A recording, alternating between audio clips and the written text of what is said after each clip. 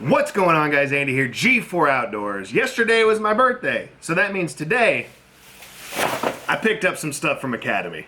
All that stress that's in my body's always driving me insane. When I'm reeling in that buzzbait, it just seems to go away. Now you see, fishing ain't a habit, it's a passion in my soul. When I'm casting and I'm smashing all these bass that are on my pole. Now for a minute or an hour, if I'm fishing then I'm fine. I just only need a second when I'm wetting up a line. So if the weather's super crappy or you might be stuck inside, search G4 Outdoors YouTube online. But as I look up and I ask, can I please just catch a break? I got my rod and my reel and I'm headed to the lake.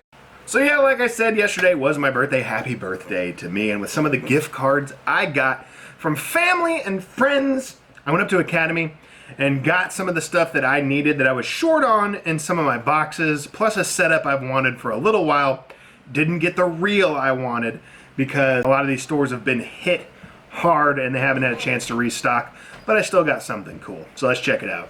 Alright guys, so starting off with the crappie and white bass side of the things I got, I picked up a ton of rooster tails and inline spinners. As a kid, younger, man, these were the go-tos, man. Crappie, bass, bluegill, you name it. These inline spinners catch them. So I went and got a couple packs of rooster tails for a white bass adventure we plan on doing towards the end of the year, plus the crappie and white bass situation right now. Like I said, just a lot of rooster tails. So I got greens, my whites. I love the chartreuse. I love the whites for imitating any sort of bait fish. I got the whites with the red hooks, green with the red hooks. And even got a couple of the Vibrex's inline spinners, the more hard shell versions. I like these a lot too. When I was younger, I remember fishing the Vibrex's a lot. And they do have a little bit of the holographic going on. Not super necessary, but still cool. And I'm glad to get those back in the box because that's something I haven't had in a while. I don't know where all my rooster tails went. Most likely, it's from letting friends fish with them and them losing them. And like I said, Academy has been hit hard, so I went through the crappie section again to try to get a couple more soft plastics, sickle tails, and things like that that I don't have in colors. There's a little blue and green action for the crappie. The black and green, anything black and green is probably one of my favorite combinations for bodies. The black really stands out in the water, especially when the water's dark. And we got some chartreuse with some sparkles. And of course, just a couple of 1/32 and 1/16 jig heads. These are from Big Bite, and these are from H2O series, which is Academy's brand. They're still really good. Something else I picked up is some of the Spike It markers. I used to use these a lot when I was a kid, whether you want to draw on your crankbaits a little bit, a couple red streaks, a couple chartreuse streaks, worms, things like that. You can use these little markers. They have the garlic scent, and it also changes the color up a little bit. So these are actually really handy. Jig heads on crappie baits, you name it. Change a little bit of colors, mix things up, and keep fishing. Now for the rest of the tackle I bought, the rest of it was pretty much just bass jigs. And if you guys have seen that video, I upgraded to those Z-Rust boxes, and a big reason is my jig box was completely rusted up, man, full of rust. So I had to buy a lot of new jigs. And like I said, they didn't have a lot in stock, but I just kind of picked up what I could. I grabbed a couple of the Booyah swim jigs with the rattles. These are all 3/8. There's white, black and blue. Black and blue jigs by far probably one of my favorites. I got a couple of those. And I picked up some of the Hack Attack swim jigs too. I like these jigs a lot. Nice bluegill colors, a little bit of the pumpkin with the green, and just your regular green pumpkin for the most part. And I also picked up a little 3600 box. I want to use this box for all my catfishing gear because it's kind of mixed in with my crappie stuff on the boat and I really don't like it. So I'm going to use this box itself just for my catfishing stuff, big weights, big hooks, all in this box.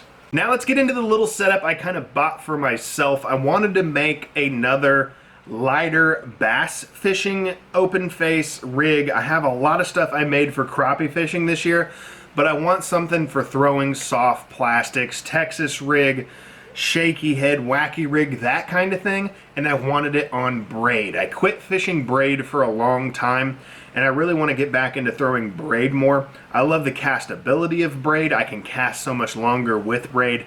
It's stronger, My opinion on it is it's always been more seen by the fish, and I got really obsessed with wanting to throw fluorocarbon.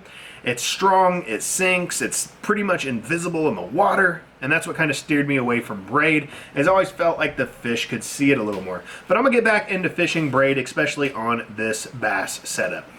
So starting off, like I said, I didn't get the reel I was necessarily looking for because they were pretty much wiped out, but I'm absolutely fine with these. I have a 200 series mock that I use for crappie fishing, and I went ahead and I got the 300 series to throw on this bass setup with the braid. I love the colors. I'm one of those people. I love the bright colors, the bright greens, the blues, you name it. I like colors. So yeah, this is definitely going on my setup. And to pair that up with the thousands of rods I have in my rod locker, I always get a reel cover because it's going to prevent me from getting that thing all damaged and banged up. Line, I went with 15-pound braid, just your regular everyday spider wire. The line I was looking for as well there, they were completely out of stock. Everything they pretty much had was like 50-pound plus in that category for braid. I really wanted to get the crappie green on the braid. Didn't have it, so this is the lightest choice I had, which is 15-pound braid, which is still really good because it has a very small diameter, and yeah, I'm definitely going to be able to cast stuff as far as I want to. And my piece resistance for today is my Jacob Wheeler Signature Series. This is a 7-foot medium. And yeah, I've always been in love with the red, white, and blue styling of this ducket rod on the Jacob Wheeler series. It's going to be matched up with this pink reel that's going to throw a little curveball everyone's way. But to me, with the micro guides, man, this is just a gorgeous, gorgeous rod. $139.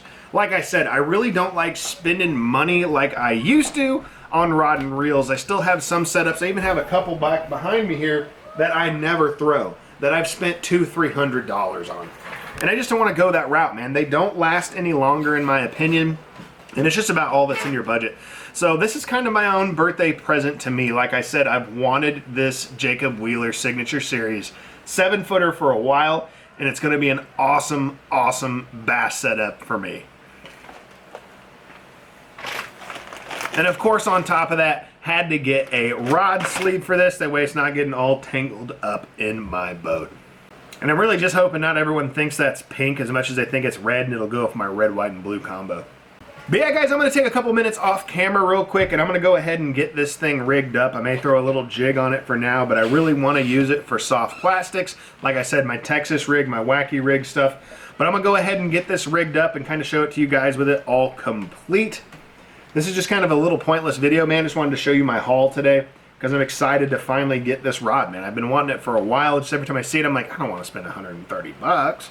It's not like I don't have the money. It's just the fact that it's 130 bucks for something I'm probably going to snap in half just out of anger. Start off by unpackaging this. Yeah!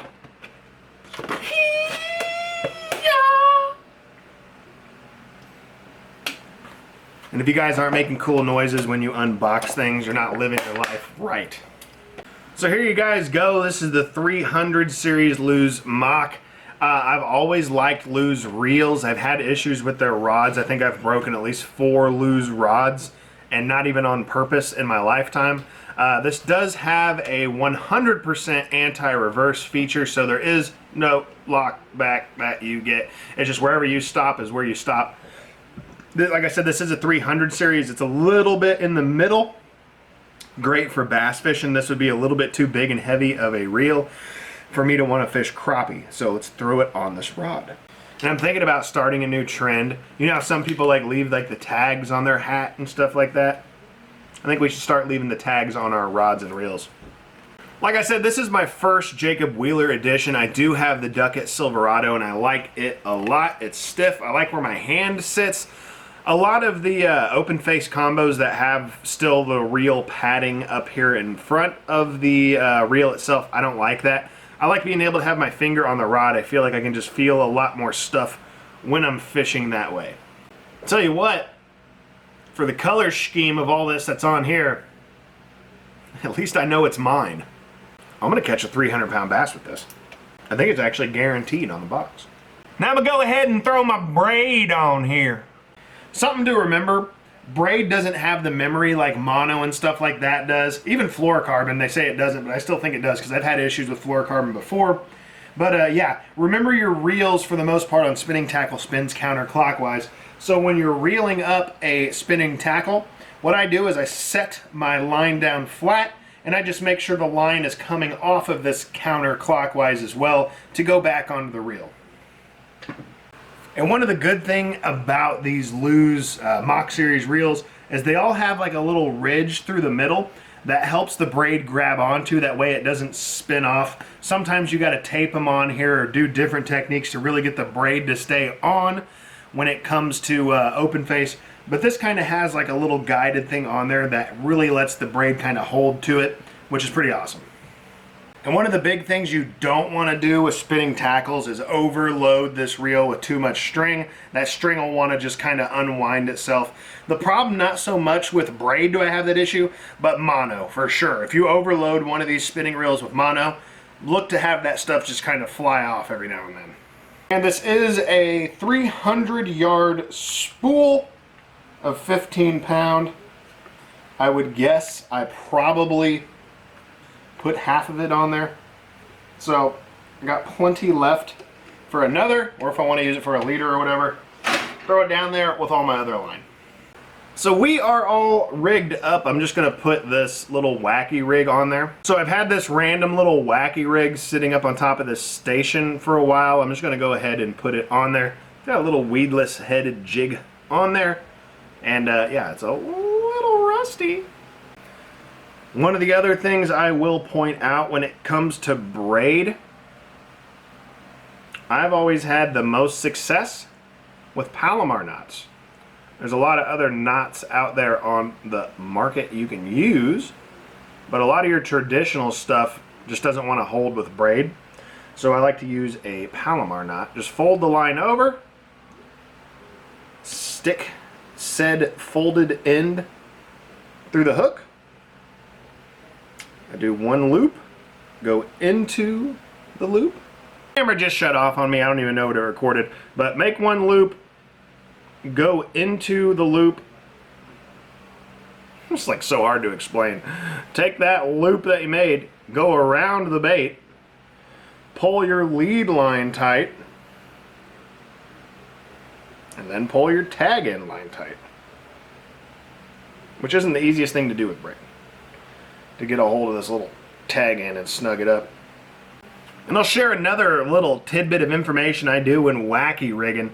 See, you got your little Wacky Rig rubber band on there. Some people will just go and slide through that. What I like to do is go through the bait at a little bit of an angle and also go in between. So I'm going into the bait, but still under that rubber band. See it? And to me, it just helps that bait stay on there a little bit better when wacky rigging. So that's pretty much it, guys. Like I said, just a little birthday present for myself, and I'll probably end up switching this reel out because I have a good one on my boat I want to throw on here. But I really don't have a problem with these, man. These Mach reels, I think they're like $49.99. I haven't had any problems with them. I like the way they feel. I think it's a 6.5 to 1 if I'm not mistaken. So it's got a good speed to it. But this is my little setup for bass fishing, Watkins Mill, Smithville Lake, Wacky Rig, Texas rig. I think I'm going to have a lot of fun with this setup, especially with the 7-foot medium. I think it's going to be fun. So that's about it, guys. We're all protected and ready for this thing to go in the rod locker if I want to, or in the garage, whatever I want to do with it. But it's nice to just get a new setup every now and then and set it up, man. It's kind of like how cleaning a gun is for me. It's kind of nice to get a gun down here and clean it every now and then. It's also nice to set up a new rod and reel. But I got all this other stuff that I got to find spots for. Thanks for watching and hanging out with me today, guys. It is raining. I got a nice little 3-day weekend this weekend.